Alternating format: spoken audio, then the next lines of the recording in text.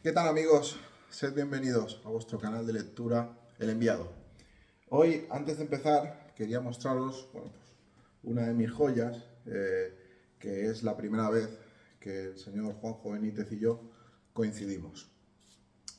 En el año 2021 fue la primera vez, en la 80 edición de la Feria del Libro de Madrid. Aquí tengo la entrada de ese día tan especial. Aquí tengo una foto que nos hicimos la primera vez. Daros cuenta en el año 21 de lo que salíamos, de aquella enfermedad. Esta fue la primera foto que nos hicimos. Y bueno, luego 2 años después, en otra convención, le pedí que me la firmara. Y bueno, pues por aquí también os quería enseñar alguna carta que nos hemos mandado, que nos hemos carteado. Esto fue en el mismo 2021 también, creo. Y bueno, pues alguna cosita más. En los vídeos os iré enseñando más cosas que tengo de Juanjo Benítez, de alguna carta, de algún libro firmado, etcétera, etcétera. Bueno, vamos a seguir por donde nos quedamos en el último capítulo. Recordamos que ya habíamos leído toda la introducción, ya teníamos todas las pistas, ya teníamos toda la información y directamente pasamos al diario del mayor, ¿vale? Así que vamos a por ello. Hoy, 7 de abril de 1977, un año después de mi retiro voluntario a la selva de Yucatán, una vez conocida la muerte de mi hermano, y al cuarto año de nuestro regreso del gran viaje, pido humildemente al Todopoderoso que me conceda las fuerzas y vida necesarias para dejar por escrito cuanto sé y contemplé, por la infinita misericordia de Dios, en Palestina. Vale, ya no relata, ¿vale?, Juanjo Benítez, sino que esto que estamos leyendo ya es relatado por el mayor, ¿vale? Para que lo tengáis en mente. Ahora ya estamos leyendo palabras del mayor, no de Juanjo Benítez. Por eso hemos empezado el diario. Es mi deseo que este testimonio sea conocido entre los hombres de buena voluntad, creyentes o no, que como nosotros caminan a la búsqueda de la verdad. Sé, como también lo supo mi hermano en el gran viaje, que mi muerte está cercana. Por ello, siguiendo sus reiteradas peticiones y los cada vez más firmes impulsos de mi propia conciencia, he procedido a ordenar mis notas, recuerdos y sensaciones, y he reelaborado todo lo escrito. Espero que la persona o personas que algún día puedan tener acceso a esta humilde y sincero diario hagan suya mi voluntad de permanecer, como mi hermano, en el más riguroso anonimato. No somos nosotros los protagonistas, sino él. ¿De acuerdo? Ahora nos sale un 1, y abajo leemos el 1. Siguiendo el consejo del mayor en la transcripción de los diarios, han sido deslizados errores de tercer orden con el fin de mimar la credibilidad de la historia. Algunos de estos errores son iniciativa mía, ¿vale? Hay algunos errores puestos en el diario, como nombres y demás, para que ellos mismos se mantengan en el anonimato, ya que la información es una información confidencial, ¿vale? Cuando el mayor se refiere a su hermano, se refiere a la persona que viajó con él en el tiempo. No es fácil para mí resumir aquellos años previos a la definitiva puesta en marcha del gran viaje. Y, aunque nunca ha sido mi propósito desvelar los programas y proyectos confidenciales de mi país, a los que he tenido acceso por mi condición de militar y miembro activo, hasta 1974, de la OAR, Office Aerospace Research. Entiendo que antes de ofrecer los frutos de nuestra experiencia en Israel, debo poner antecedentes a cuantos lean este informe de algunos de los hechos previos a aquel histórico enero de 1973. Debo advertir igualmente que, dada la naturaleza del descubrimiento efectuado por nuestros científicos y las dramáticas consecuencias que podrían derivar de una utilización errónea o prometidamente negativa del mismo, mis aclaraciones previas solo tendrían un carácter puramente descriptivo. Como he mencionado antes, no es el medio lo que importa en este caso, sino los resultados que gozosamente tuvimos a bien alcanzar. Descargo así mis escrúpulos de conciencia y confío en que algún día, si la humanidad recupera el perdido sentido de la justicia y de los valores del espíritu, sean los responsables de este sublime hallazgo quienes lo den a conocer al mundo en su integridad. Fue en la primavera de 1964 cuando, confidencialmente y por pura casualidad, llegó hasta mis oídos la existencia de un ambicioso y revolucionario proyecto auspiciado por la AFOSI y la AFORS, esos son organizaciones, ¿vale? Y en el que trabajaba desde hacía años un nutrido equipo de expertos del Instituto de Tecnología de Massachusetts. Yo había sido seleccionado en octubre del 63 con otros 13 pilotos de la USAF para uno de los proyectos de la NASA. En mi calidad de médico e ingeniero en física nuclear y puesto que seguía perteneciendo a la OA, me encomendaron un trabajo específico de supervisión de llamado vial o vehículo para la investigación del aterrizaje lunar. En la mencionada primavera del 64, dos de estas curiosas máquinas voladoras, en las que se iniciaron los primeros ensayos para los futuros alunizajes del proyecto Apolo, llegaron al fin al lugar donde yo había sido destinado, el Centro de Investigación de Vuelos de la NASA, en la base de Edwards, de las Fuerzas Aéreas Norteamericanas, a 80 millas al norte de Los Ángeles. Vale. Ya nos empieza a contar, bueno, que él era una persona bastante importante porque un militar de bastante rango y un ingeniero reputado, ya que lo habían incluso seleccionado para diseñar o perfeccionar las naves que en el proyecto Apolo fueron a alunizar. O sea, fijaros hasta qué punto, ¿no? Eran la crème de la crème, los mejores militares. En aquel paisaje desolado, en pleno corazón del desierto de Mojave, permanecí hasta últimos de 1964, en que concluyeron con éxito las pruebas preliminares del vuelo de los Vial.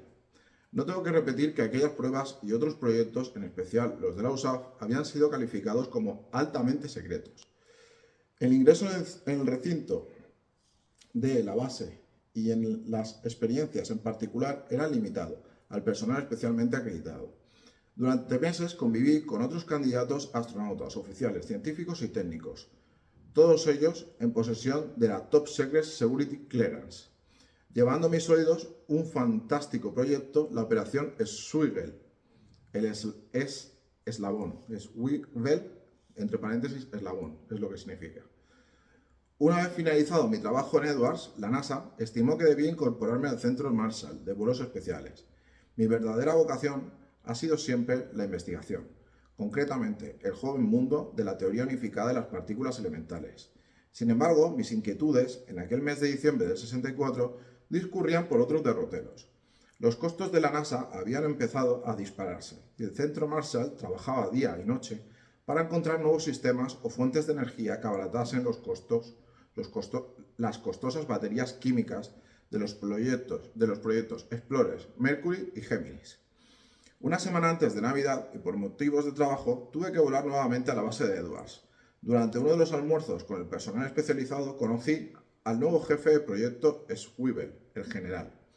Un hombre sereno y de brillante inteligencia, que supo escuchar pacientemente mis disquisiciones y lamentos sobre la miopía mental de algunos altos cargos de la NASA, que habían rechazado una y otra vez mis sugerencias sobre la necesidad de sustituir las anticuadas baterías químicas por células de carburante o por baterías atómicas.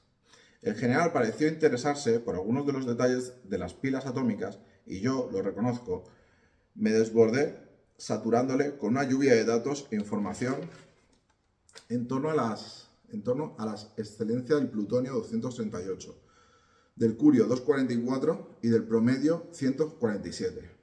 Antes de retirarse de la mesa, el general me hizo una sola pregunta. ¿Quiere trabajar conmigo? Gracias al cielo. Mi respuesta fue un fulminante sí. Vale. Hasta aquí vemos que el mayor era una mente privilegiada. Entonces se le presenta a este general y este general le ofrece trabajar para él. Y aquí es donde viene el proyecto tan secreto.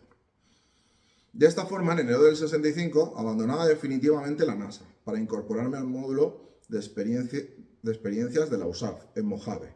Yo había conocido a buena parte de los científicos y militares que se afanaban en aquel fantástico proyecto durante mi anterior etapa en la base de Edwards. Esto facilitó las cosas y mi definitiva integración en la operación Swigel fue rápida y total. Durante los primeros meses, mi papel, de acuerdo con los deseos del general que me había contratado y al que de ahora en adelante llamaré en el nombre supuesto de Curtis, se centró en una frenética investigación en torno a un sistema auxiliar de abastecimiento de energía mediante una batería atómica llamada SNAP-9A, que son las siglas de System for Nuclear Auxiliary Powers. En esas fechas, el proyecto había superado ya las primeras y obligadas fases de experimentación. Estas habían tenido lugar, siempre en el más férreo de los secretos, entre 1959 y 1963. Nunca supe y tampoco me preocupó en exceso quién o quiénes habían sido los promotores o descubridores del sistema básico que habían permitido concebir semejante aventura. En algunas de mis múltiples conversaciones con el general Curtis, este insinuó que, aunque en el equipo inicial habían participado algunos de los veteranos científicos del proyecto Manhattan, que dio a luz la bomba atómica, el cambio de criterios en relación con la naturaleza de las mal llamadas partículas elementales o subatómicas procedían de Europa.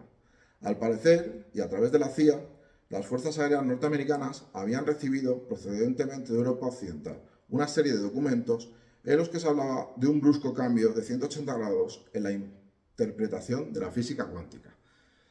Bueno, estamos viendo que trabajó en algunos proyectos en los que incluso hubieron gente muy reputada, como el proyecto Manhattan, ¿vale? Vemos que es algo súper secreto y que trabajan en proyectos secretos y muy complicados, ¿vale? Porque lo que vamos a leer ahora es complicado. En esencia, ya que no es mi intención aquí y ahora alargarme excesivamente en cuestiones puramente técnicas, este sistema básico que había impulsado la operación consistía en el descubrimiento de una entidad elemental generalizada en el cosmos, en la que la ciencia no había reparado hasta este momento y que ha resultado y resultará en el futuro, la piedra angular para una mejor comprensión de la formación de la materia y del propio universo. Esa entidad elemental, que fue bautizada con el nombre de Swivel, puso de manifiesto que todos los esfuerzos de la ciencia por detectar y clasificar nuevas partículas subatómicas no eran otra cosa que un estéril espejismo. La razón, minuciosamente comprobada por los hombres de la operación en la que trabajé, era tan sencilla como espectacular. Un swivel tenía la propiedad de cambiar la posición o orientación de sus hipotéticos ejes, transformándose así en un swivel diferente. Nos está hablando de una partícula especial que puede cambiar directamente, que no es una partícula normal. Esta partícula realmente será la que les haga viajar en el tiempo, por eso lo explica.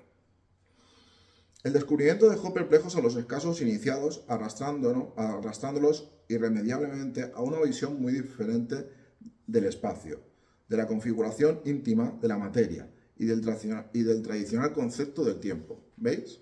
Ese elemento puede transformar la materia y el tiempo. El espacio, por ejemplo, no podía ser considerado ya como un continuo escalar en todas las direcciones. ¿Veis? Ya, gracias a ese elemento, el espacio no era siempre lineal, sino que podían haber alteraciones. El descubrimiento del swivel echaba por tierra las tradicionales abstracciones del punto plano y recta. Estos no son los verdaderos componentes del universo. Científicos como Gauss, Riemann, Bolyai y Lobachevsky habían intuido genialmente la posibilidad de ampliar los restringidos criterios de Euclides, elaborando una nueva geometría para un n-espacio. En este caso, el auxilio de las matemáticas salvaba el grave escollo de la percepción mental de un cuerpo de más de 3 dimensiones. Nosotros habíamos supuesto un universo en el que los átomos, partículas, etc., forman las galaxias, sistemas solares, planetas, campos gravitatorios, magnéticos, etc. Pero el hallazgo y posterior comprobación de el swivel nos dio una visión muy distinta del cosmos. El espacio no es otra cosa que un conjunto asociado de factores angulares, integrado por cadenas y cadenas de swivels. Según ese criterio, el cosmos podríamos representarlo no como una recta, sino como un enjambre de estas entidades elementales. Gracias a esos cimientos, los astrofísicos y matemáticos que habían sido reclutados por el general Curtis para el proyecto Swivel fueron verificando con asombro cómo nuestro universo conocidos se registra periódicamente una serie de curvaturas o ondulaciones que ofrecen una imagen general muy distinta a la que siempre habíamos tenido. Pero no quiero desviarme del objetivo principal que me ha empujado a escribir estas líneas. A principios del 1960, y como consecuencia de una más intensa profundización de los Weaver, uno de los equipos del proyecto materializó otro descubrimiento que, en mi opinión, marcará un hito histórico en la humanidad, mediante una tecnología que no puedo siquiera insinuar. Esos hipotéticos ejes de las entidades elementales fueron invertidos en su posición. El resultado llenó de espanto y alegría a un mismo tiempo a todos los científicos. El minúsculo prototipo sobre el que se había experimentado desapareció de la vista de los investigadores. Sin embargo, el instrumental seguía detectando su presencia. A partir de entonces, todos los esfuerzos se concentraron en el perfeccionamiento del referido proceso de inversión de los Swivells. Cuando yo me incorporé al proyecto, el general me explicó que, con un poco de suerte, en unos pocos años más estaríamos en condiciones de efectuar las más sensacionales exploraciones, en el tiempo y en el espacio. Fijaros, descubren el Swivel y gracias a esa inversión de ejes empiezan a desarrollar lo que puede ser en un futuro lo que acabamos de leer, exploraciones en el tiempo y en el espacio. O sea, ese elemento tratado y desarrollado puede hacer que puedas tener saltos en el tiempo y en el espacio. Poco tiempo después comprendí el verdadero alcance de sus afirmaciones. Al multiplicar nuestro conocimiento sobre los Swivells y dominar la técnica de inversión de la materia, apareció ante el equipo una fascinante realidad. Más allá o al otro lado de nuestras limitaciones, percepciones físicas, hay otros universos. La palabra solo sirve para amordazar la descripción de estos conceptos, tan físicos y tangibles como el que conocemos. En sucesivas experiencias, los hombres del general Curtis llegaron a la conclusión de que nuestro cosmos goza de un sinfín de dimensiones desconocidas. Matemáticamente fue posible la comprobación de 10. O sea, gracias al Swivel, saben que hay 10 dimensiones en nuestro universo, de nuestro mismo universo. Fijaros. De estas 10 dimensiones, 3 son perceptibles por nuestros sentidos y una cuarta, el tiempo, llega hasta nuestros órganos sensoriales como una especie de fluir, en un sentido único, ya que podríamos definir groseramente como flecha o sentido orientado del tiempo. Vale, hablan que el tiempo es uno de esos universos paralelos que nosotros, en nuestra dimensión, solamente podemos sentir en una dirección. Nosotros siempre vivimos cara al futuro, no vamos al pasado. Si invertimos un Swivel, ¿qué pasaría? Que en vez de ir al futuro, iríamos al pasado. ¿Lo entendéis? Ese elemento puede invertirse. O sea, puede hacer que en vez de ir hacia adelante, vayas hacia atrás. En ese revuelta de información apareció ante nuestros atónitos ojos, otro descubrimiento que cambiaría algún día la perspectiva cósmica y que bautizamos como Cosmos Gemelo. A mí, personalmente, al igual que el general jefe del proyecto, lo que terminó por cautivarnos fue el nuevo concepto del tiempo. Al manipular los ejes de los Swivels, se comprobó que estas entidades elementales no sufrían el paso del tiempo, ellas eran el tiempo. Largas y laboriosas investigaciones pusieron de relieve, por ejemplo, que lo que llamamos intervalo infinitesimal de tiempo no era otra cosa que una diferencia de orientación angular entre los Swivels, íntimamente ligados. Aquello constituyó un auténtico cataclismo en nuestros conceptos del tiempo. No fue difícil detectar que por uno de los milagros de la naturaleza, los ejes del tiempo de cada Swivel apuntaban en una dirección común para cada uno de los instantes que podríamos definir purilmente como mi ahora. Al instante siguiente, y al siguiente, y al siguiente, y así sucesivamente. Esos ejes imaginarios variaban su posición, dando paso a distintos ahora. Y lo mismo ocurría obviamente con los ahora que nosotros llamábamos pasado. Aquel potencial, sencillamente al alcance de nuestra tecnología, nos hizo vibrar de emoción, imaginando las más espléndidas posibilidades de viajes al futuro y al pasado. que es más o menos lo que os he explicado. Al poder invertir el Swivel, puedes ir al futuro o al pasado. A partir de esos momentos, 1966, el proyecto se subdividió en tres ambiciosos programas, aunque estrechamente vinculados. Los tres equipos se afanaron en la puesta a punto de otros tantos módulos que nos permitían la exploración sobre el terreno en tres direcciones bien distintas. Vale. Vemos que cuando ya lo tenían todo, entonces se subdividió en tres programas, en tres estudios distintos, en tres cosas que hacer en viajes en el tiempo. ¿Vale? Y ahora nos lo enumero. En primer lugar, con un viaje a otro marco dimensional dentro de nuestra propia galaxia. En segundo término, y forzando los ejes del tiempo de los Wiggles hacia adelante, trasladar todo un laboratorio con astronautas incluidos a nuestro propio futuro inmediato. Ese sería el segundo. Por último, y siguiendo un proceso contrario, situar otro módulo o laboratorio en el pasado de la Tierra. Yo fui asignado a ese tercer proyecto, al del pasado, bautizada como Caballo de Troya. Así se llama la novela, Caballo de Troya.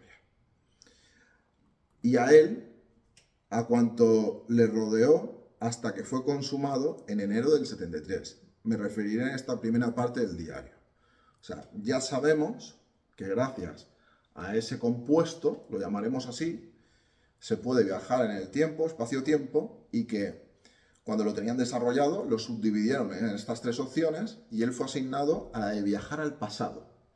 Y ese proyecto se llamaba el Proyecto Caballo de Troya.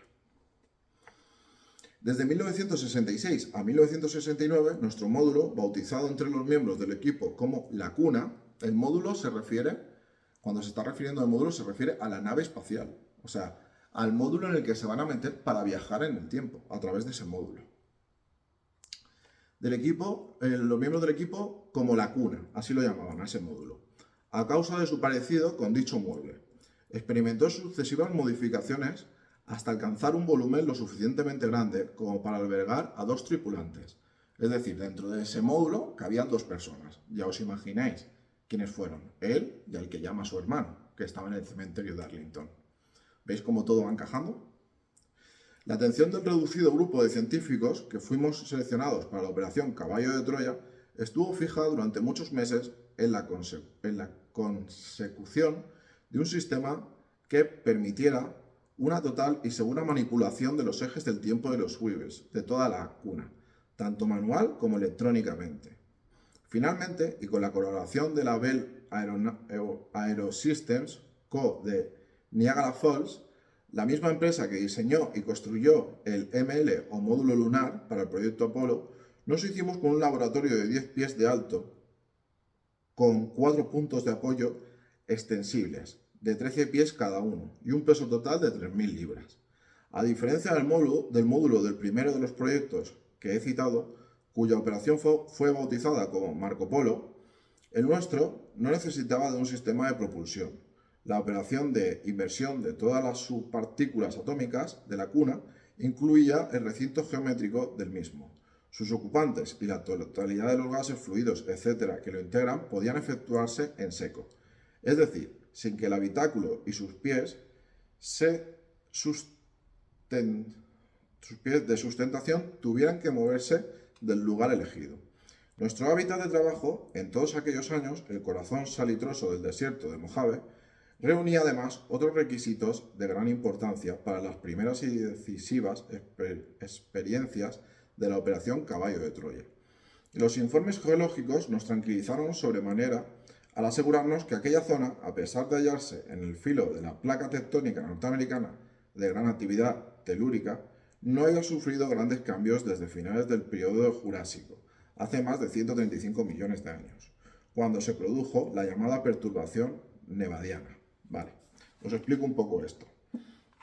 ¿Por qué se están preocupando por si ha cambiado el terreno? Bueno, porque si ellos van a viajar al pasado y ahora mismo donde tú estás trabajando en ese desierto es un desierto, vale, no pasa nada, es un desierto. Pero hace 2000 años, ¿qué había ahí?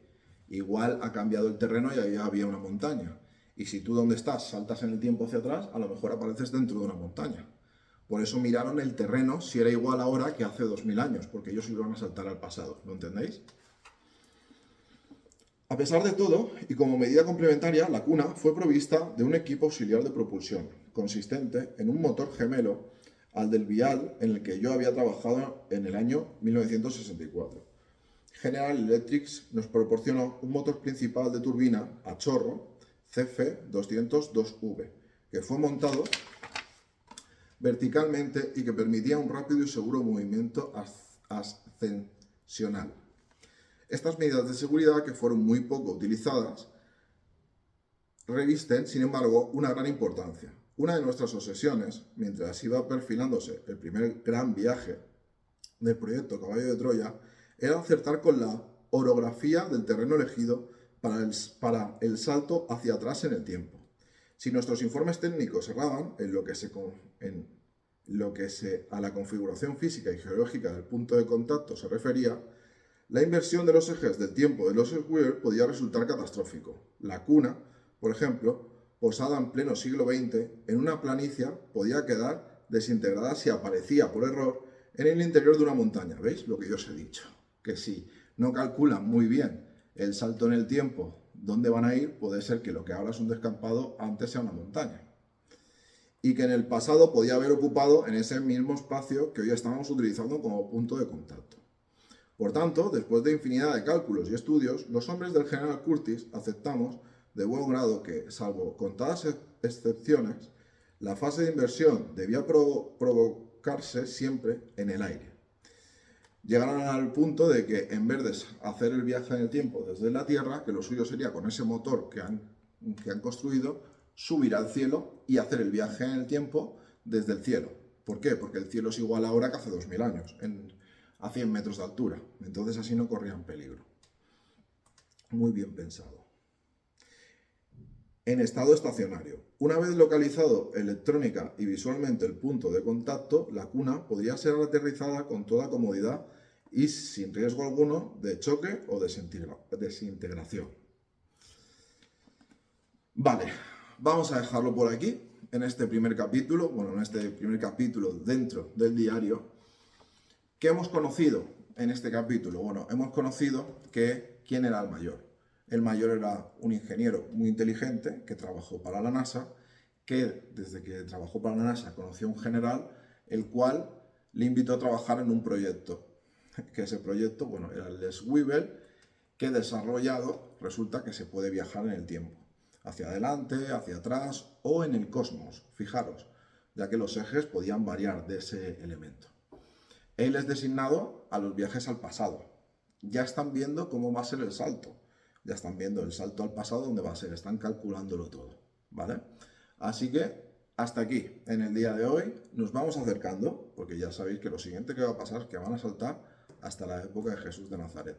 Pero hay unas preparaciones. Tú no puedes saltar en el año 1970 con una camiseta así a una época donde se vestía de otra forma o se hablaba de un idioma concreto, etcétera, etcétera. Todo eso lo iremos conociendo hasta que por fin podamos conocer a Jesús de Nazaret, que esa es la piedra angular de esta novela. Muchísimas gracias por este rato. No os olvidéis suscribiros y hasta una nueva aventura de vuestro amigo El Enviado. Chao.